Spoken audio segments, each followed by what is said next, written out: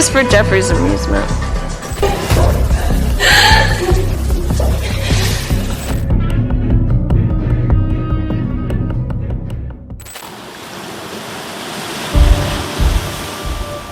Infamous sex offender Jeffrey Epstein used the secluded island to both wine and dine the rich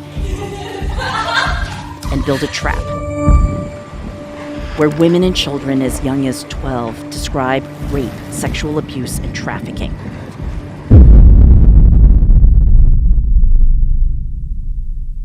How does a relatively unknown financier manage to build relationships with some of the most powerful people in the world? How does someone move effortlessly between billionaires, politicians, and celebrities while remaining largely mysterious to the public? The story of Jeffrey Epstein is not just about wealth or crime. It's also about psychology. Because behind the headlines lies a deeper question. How did Epstein gain so much influence over powerful circles? Understanding that question means looking at the psychology of power, status, and manipulation. And when you examine it closely, the answers reveal how influence can sometimes be built not through money alone, but through perception. One of the most important psychological concepts in Epstein's story is something known as authority bias. Authority bias describes the tendency of people to trust individuals who appear successful, wealthy, or powerful. When someone is surrounded by signals of success, expensive homes, elite connections, private jets, people often assume that person must be credible, even when they know very little about them. Throughout the 1990s and early 2000s, Epstein cultivated an image of wealth and exclusivity. He moved in elite social circles and built connections with influential individuals across multiple industries. To outsiders, this created a powerful psychological signal.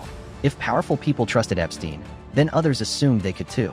This phenomenon is known as social proof, the tendency to follow the behavior of others, especially those with status. Elite social circles operate very differently from ordinary social networks.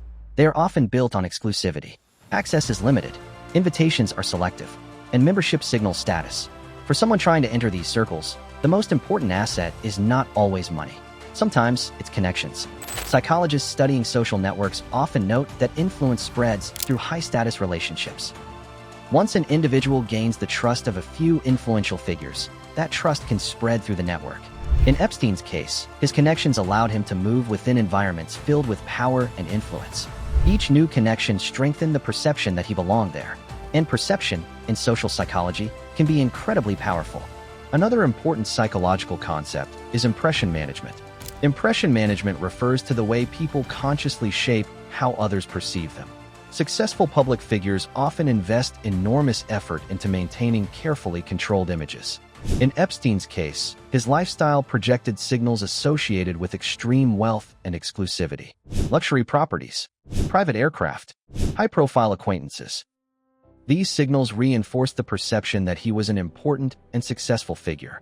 Psychologists often describe this as status signaling, using visible symbols of wealth or power to influence how others interpret your position in society. And when those signals appear consistently, people rarely question them. Instead, they accept the image presented to them.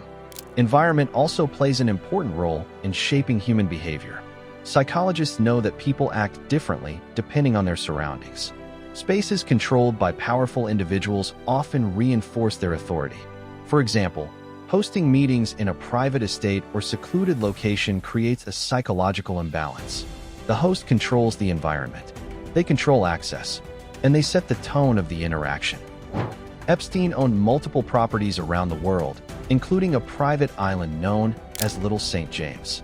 Locations like this offered extreme privacy and isolation. In psychology, environments like these can increase the sense of influence held by the person who controls them, because within those spaces, they define the rules. Another powerful psychological tool is mystery. When people know very little about someone, their minds often fill the gaps with assumptions. In some cases, secrecy can actually increase perceived status. If someone appears difficult to access or rarely speaks publicly, others may assume they must be important. Throughout much of his life, Epstein remained a relatively private figure. He rarely gave interviews and avoided extensive public exposure. That lack of visibility made him more enigmatic. And in elite circles, mystery can sometimes enhance influence, because people tend to attribute significance to what they don't fully understand. But psychology works both ways. The same forces that build reputation can also destroy it. When investigations into Epstein's activities became public, the perception surrounding him changed rapidly.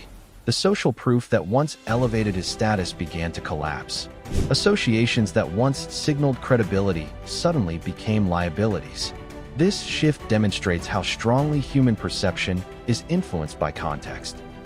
The same network that once amplified Epstein's influence now intensified scrutiny, and the carefully constructed image that had taken years to build began to unravel.